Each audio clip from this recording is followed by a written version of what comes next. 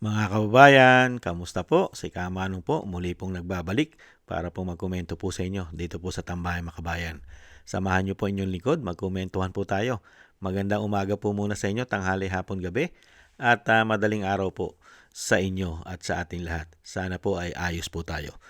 Muli po mga kababayan, ito po, ibalik tanaw po natin mga kababayan at syempre po kamustahin po natin ang kalagayan po ni dating Pangulong Duterte dito po sa pahayag ng kanya pong anak na si Kitty Duterte, mga kababayan. Lalong-lalo po nung nakaraang New Year's, Christmas and New Year's ay talagang halos mag-isa. Mag-isa lang po ang dating Pangulong Duterte dahil po pinagbawal po na makasama po ang kanyang pamilya. Kaya po nakakalungkot po ito sa isang pangyayari sa isang 80 years old. Sa 80 years old mahigit na mayroon pang mga karamdaman at dating Pangulo. Samantalang sa ating bansa ay hindi po ganyan ang umiiral sa ating bansa.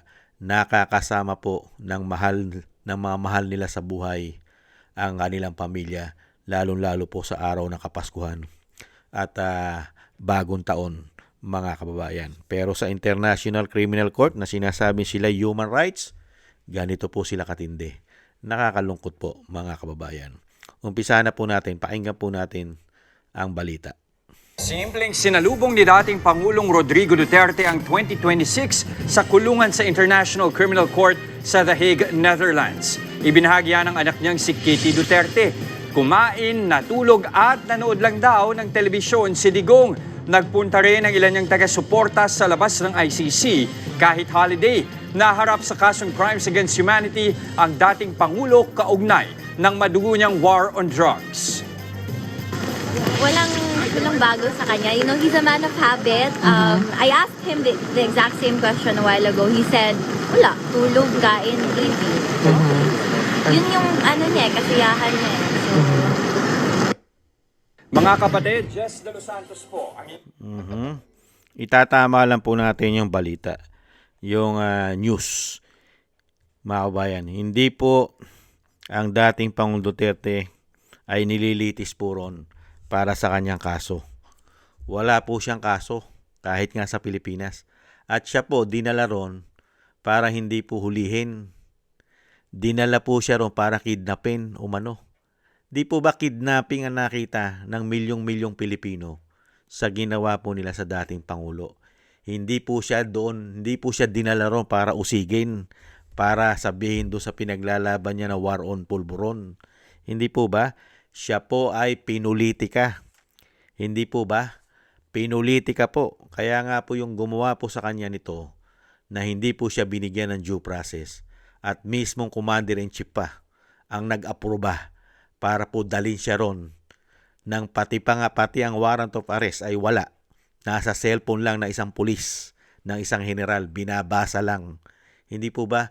Walang due process at hindi po nakatikim man lang ang dating Pangulo na siya po ay madala sa hukuman ng Pilipinas.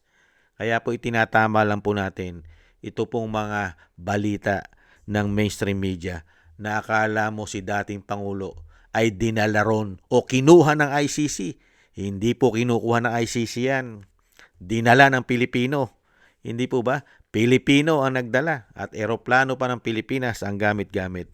Ganyan po katindi. Kaya tiis-tiis lang po dating Pangulo yung dinaranas nyo pong sakripisyo ng inyong pamilya at syempre po ng buong sambayanan. Napakarami, majority po ng Pilipino ay naunawaan at nalulungkot at nakikidalamhati sa dinanas ninyo na talagang grabe ang ginawa sa inyong pahirap at pamumulitika ng administrasyon po ng binagoongang Pilipinas. Hindi po ba? Tingnan nyo nga po yung nangyayari sa ating bansa. Real talk. Nakita nyo po, nagdiriwa ngayon ang masasama sa ating bansa. Samantalang nung panahon ni dating Pangulong Duterte, takot na takot gumawa ng masasama ang masasama. Hindi po ba?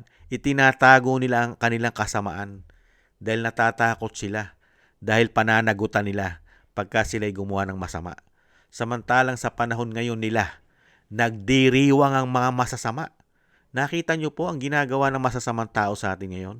Laganap na naman ang pulburon, krimen, pati ang makakaliwa, masasaya, tuwan-tuwa, pati ang mga oligarkiya, na nakikinabang sa gobyerno, tuwan-tuwa. Lalong-lalo po ang mga magnanakaw na politiko, tuwan-tuwa ang sasaya. Dahil halos lahat po ngayon ay sila naghahari at walang nakukulong sa kanila.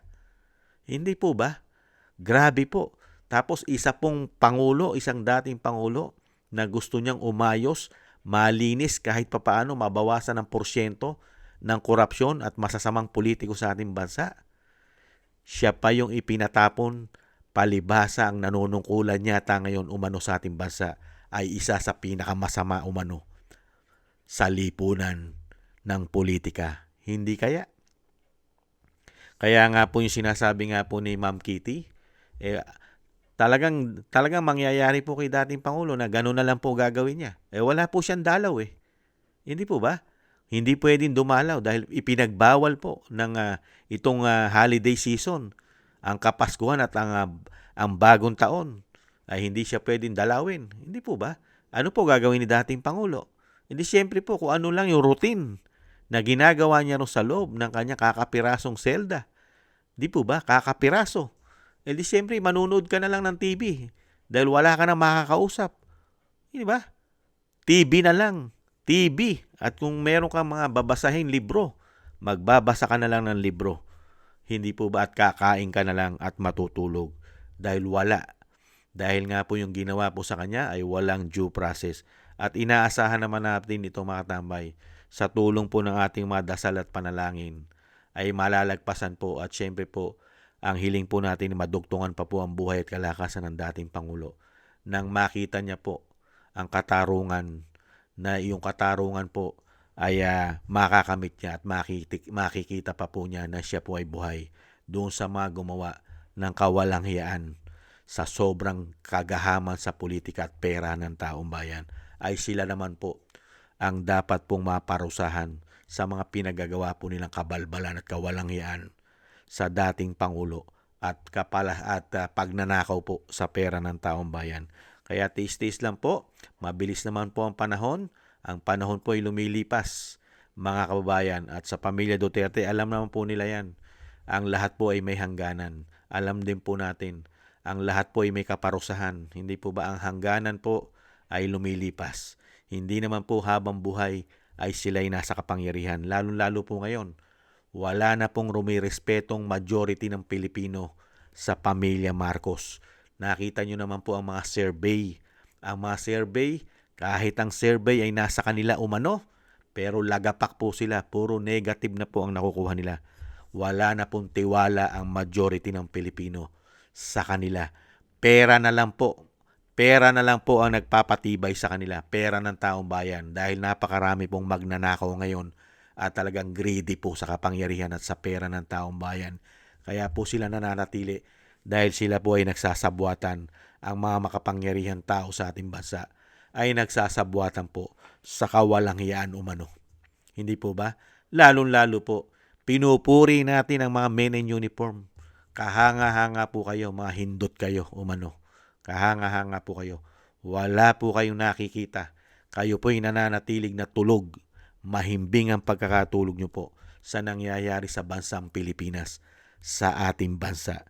Tulog na tulog po kayo. Kahanga-hanga po kayo. Unbelievable. Muli po mga tambay, tayo po'y nakikisa at syempre po malungkot sa dinadanas po ng dating Pangulo. Talagang grabe po ang ginawa pong pasakit at pahirap ang ginawa nila sa dating Pangulo na napakagaling na naglingkod sa ating bansa. At alam naman po natin kung paano po niya tayo pinotektahan sa masasamang tao at sa masamang bisyo. Hindi po ba? Lalong-lalo po sa mga tiwaling politiko. Kaya nga po napakarami niyang nagawang build. Hindi po ba? Dahil nga po naprotektahan niya ang pera ng taong bayan. Samantala ngayon, napoprotektahan po ba ang pera ng taong bayan lalo-lalo sa mga proyekto nila? Alam nyo na po ang sagot, mga kababayan. Maraming salamat po sa nakagusto po na ating tambayang mga kababayan sa YouTube at TikTok. At ganun din po sa ating po mga subscribers, sa mga nagbibigay po ng komento, like, share, and subscribe. Thank you po. Shoutout po sa inyo lahat. Mabuhay po kayo. At thank you rin po sa mga nagbibigay po ng tulong at biyaya. Shoutout po kay Balance Vision TV, Nancy Lumampao, Tatay Nick ng Canada, Gay at Siena, Norma Garcia, Michelle Yamaguchi, Rosalina, Wills Bubbles, Arfel Villacorta, Chodorico Erguisa Jr., si Annie Jo, ako si Pilam, Jobelin Watanabe ng Japan, si Jem Aris ng United Arab Emirates, Julieta Silona ng Sydney, Australia, Gina Ray Solidides ng Berlin, Germany, Jake Yahut ng Maisog, California, USA, Eric Hershon ng Canada, Kingston ng Hong Kong, at si Bei Chichiyoko. Thank you po mga kabayan. Ingat-ingat po kayo, lalong-lalo po sa inyo po mga paggawa. At syempre yung dasal at panalangin po natin mga tambay, na tayo pong lahat, ang ating buong sambayanan, ang pamilya Duterte, ang ating Vice President, at ang dating Pangulo ay maingatan po tayo sa kapahamakan. Mailayo po tayo sa kapahamakan. At syempre madugtungan pa po ang buhay at kalakasan ng dating Pangulo. At makalabas na po siya sa lalong mabilis. At muli po mga kabayan, maraming salamat po sa mga dasal po ninyo. Ingat-ingat po. God bless po. Taste lang po. Bye-bye.